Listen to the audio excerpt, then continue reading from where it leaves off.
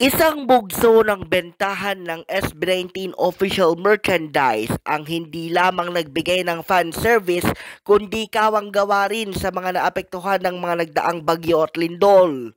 Pasado alas 12 ng hating gabi ngayong Sabado Nobyembre 15, naglapag ng isang batch ng stock ang Onesie Entertainment para sa mga official merchandise gaya ng photo cards, LSB chips blind pack, mga bag, bucket hat, t-shirt, neckerchief, black hoodie jacket, keychain at photobook set.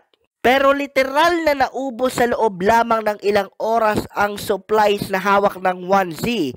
Kaya't ngayong alas 4 ng hapon ng Sabado, sandamakmak na mga fans ang nananawagan ng restocking dahil ang bahagi ng perang nalikom para sa bentahan ng mga merchandise ay ilalaan ng self-managing firm ng Mahalima sa mga lugar na lubusang naapektuhan ng Bagyong Tino, Bagyong Uwan at ng magnitude 6.9 na lindol sa Northern Cebu. Pinuri ng mga 18 ang hakbang na ito ng Onesie Entertainment at ayon pa nga sa ilang fans, they don't just sell, they serve o hindi lamang sila nagbebenta ng mga merchandise para pangkaaliwan ng mga tagahanga, kundi tahimik lang din sila na nagsisilbi para sa mga kababayan, lalo na pag panahon ng sakuna. At hindi na nila kailangang ipangalandakan pa ito sa pamamagitan ng mga malalaking infographics o mga patalastas na higante rin ang lettering.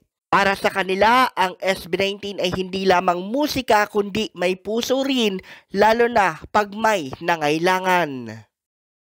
Bagaman hindi isinapubliko ng Onesie Entertainment ang eksaktong porsyento ng proceeds na kanilang ibibigay para sa mga naapektuhan ng magkasunod na bagyo at lindol sa Kabisayan at Mindanao, muli na namang pinatunayan ng SB19 fans na "You can't stop this, we gonna get it, who can none, cause we puro ticket lamon na pag kami laging iba, lapag ang ipon pag kami nagtitinda."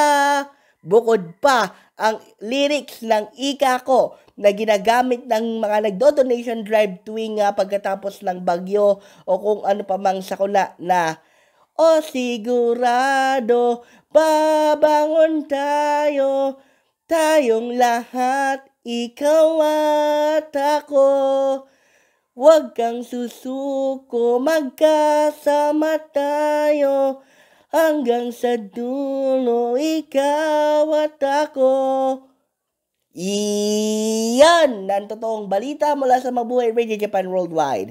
Sa bawat oras, bawat himig, nananatili kaming walang takot, walang pinapaboran, at sumasaludo sa pagkakawang gawa. Ito ang Senbat sa Patrol No. 2 Stephen Salaspe Perez, nag-uulat sa larangan ng SB19 dito sa ating Batangas Bureau.